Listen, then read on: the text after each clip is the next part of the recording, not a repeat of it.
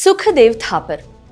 ಸುಖದೇವ್ ಅವರು ಒಬ್ಬ ಪ್ರಸಿದ್ಧ ಭಾರತೀಯ ಕ್ರಾಂತಿಕಾರಿಯಾಗಿದ್ದು ದೇಶದ ಸ್ವಾತಂತ್ರ್ಯ ಹೋರಾಟದಲ್ಲಿ ಪ್ರಮುಖ ಪಾತ್ರವನ್ನು ವಹಿಸಿದವರು. ತಮ್ಮ ಜನರ ಸ್ವಾತಂತ್ರ್ಯಕ್ಕಾಗಿ ಪ್ರಾಣವನ್ನ ತ್ಯಾಗ ಮಾಡಿದ ಮಹಾನ್ ಭಾರತೀಯ ಸ್ವಾತಂತ್ರ್ಯ ಹೋರಾಟಗಾರರಲ್ಲಿ ಒಬ್ಬರು. ಅವರ ಪೂರ್ಣ ಹೆಸರು ಸುಖದೇವ್ ಥಾಪರ್. ಮೇ 15, 1907 ಪಂಜಾಬ್ನ ಲುಧಿಯಾನಾದ ನೌಘರಾ ಮೊಹಲ್ಲಾ ಅನ್ನೋ ಜಾಗದಲ್ಲಿ ಜನಿಸ್ತಾರೆ. ಅವರ ತಂದೆ ರಾಮ್ಲಾಲ್ ಚಿಕ್ಕಂದಿನಿಂದ ಬ್ರಿಟಿಷರು ಭಾರತೀಯರ ಮೇಲೆ ಹೇರ್ತಾ ಇದ್ದಂತ ದಬ್ಬಾಳಿಕೆ ದೌರ್ಜನ್ಯವನ್ನ ಕಂಡ ಸುಖದೇವ್ ಅವರು ಮಾನಸಿಕವಾಗಿ ಕ್ರಾಂತಿಕಾರಕ ಮನೋಭಾವವನ್ನ ಬೆಳೆಸ್ಕೊಳ್ತಾರೆ. ಯೌವನದ ಪರ್ವಕಾಲದಲ್ಲಿ ಉಳಿದ ಯುವಕರು ತಮ್ಮ ವೈಯಕ್ತಿಕ ಕನಸುಗಳ ಬಗ್ಗೆ ಮೋಹ ಹೊಂದಿದ್ರೆ, ಈ ಯುವಕ ತಮ್ಮ ದೇಶದ ದಾಸ್ಯವನ್ನ ಕಿತ್ತೆಗೆಯೋ ಕನಸನ್ನ ಕಾಣ್ತಾ ಇದ್ರು.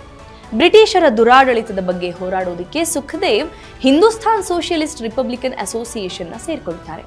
ಅಲ್ಲಿ ಸದಸ್ಯರಾಗಿ ಹೆಸರು ನೋಂದಾಯಿಸಿ ಸುಮ್ಮನೆ ಕೂರ್ಲಿಲ್ಲ.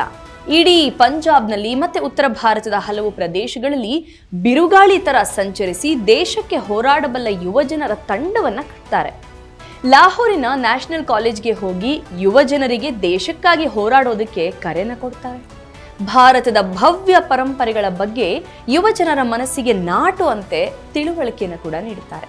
ಇತರ ಕ್ರಾಂತಿಕಾರಿಗಳ ಜೊತೆಗೂಡಿ ಲಾಹೋರ್ನಲ್ಲಿ ನವಜವಾನ್ ಭಾರತ್ ಸಭಾ ಅನ್ನೋ ತಂಡವನ್ನ ಕಟ್ಟಿ ಬ್ರಿಟಿಷ್ ಸಾಮ್ರಾಜ್ಯದ ವಿರುದ್ಧ ಹೋರಾಟ ನಡೆಸೋದಿಕ್ಕೆ ಯುವ ಪಡೆಯನ್ನ ಕಟ್ತಾರೆ. ಸುಖದೇವ್ ಇತರರಿಗೆ ಬೋಧಿಸೋದು ಮಾತ್ರವಲ್ಲದೆ ನೇರವಾಗಿ ಸ್ವಯಂ ಕ್ರಾಂತಿಕಾರಿಕ ಚಟುವಟಿಕೆಗಳಲ್ಲಿ ಪಾಲ್ಗೊಳ್ತಾ ಇದ್ರು. ಅವುಗಳಲ್ಲಿ ಪ್ರಮುಖ ಅಂತಂದ್ರೆ 1928 ನಡೆದ ಲಾಹೋರ್ ಒಳಸಂಚು ಮತ್ತೆ 1929 ನಡೆಸಿದ ಸೆರೆಮನೆಯ ಉಪವಾಸ ಸತ್ಯಾಗ್ರಹ. ಲಾಹೋರ್ ಒಳಸಂಚು ಅಥವಾ ಲಾಹೋರ್ ಕಾನ್ಸ್ಪಿರಸಿ ಕೇಸ್ ಅಂತ ಪ್ರಸಿದ್ಧಿ ಪಡೆದ ಪ್ರಕರಣ ಅಂತೂ ಬ್ರಿಟಿಷ್ ಸಾಮ್ರಾಜ್ಯದ ಬುಡವನ್ನೇ ಅಲ್ಲಾಡಿಸಿದಂತಹ ಘಟನೆ. ಸುಖದೇವ್ ಅವರು ಭಗತ್ ಸಿಂಗ್ ಮತ್ತೆ ಶಿವರಾಮ್ ರಾಜ್ಗುರು ಅವರ ಜೊತೆ ಕೂಡಿ ಲಾಲಾ ಲಜಪತ್ ರಾಯರನ್ನ ಲಾಠಿ ಏಟ್ನಿಂದ ಕೊಂದ ಬ್ರಿಟಿಷ್ ಪೊಲೀಸ್ ಕಾರ್ಯಾಚರಣೆಯ ಪ್ರತೀಕವಾಗಿ ಬ್ರಿಟಿಷ್ ಪೊಲೀಸ್ ಅಧಿಕಾರಿ JP ಸಾಂಡರ್ಸ್ ಎಂಬಾತನನ್ನ ಹತ್ಯೆ ಮಾಡ್ತಾರೆ.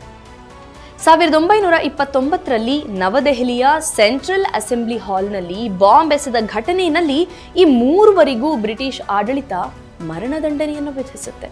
ಹೀಗೆ ಮಾರ್ಚ್ 23, 1931 ಈ ಮೂವರು ಮಹಾನ್ ಯುವಕರಾದ ಭಗತ್ ಸಿಂಗ್, ಸುಖದೇವ್ ಥಾಪರ್, ಶಿವರಾಮ್ ರಾಜ್ಗುರು ನಗನಗತಾ ನೇಣುಗಂಬದ ಹಗ್ಗದ ಕುಣಿಕೆಗೆ ತಮ್ಮ ಕೊರಳನ್ನ ಒಡ್ತಾರೆ. ತಮ್ಮನ್ನು ದೇಶಕ್ಕಾಗಿ ಅರ್ಪಿಸಿಕೊಂಡಾಗ ಈ ಯುವ ಮಹಾತ್ಮ ಸುಖದೇವರ ವಯಸ್ಸು ಕೇವಲ 24 ವರ್ಷ. ಈ ಮಹಾತ್ಮನ ಚೇತನಕ್ಕೆ ಸಲಾಂ.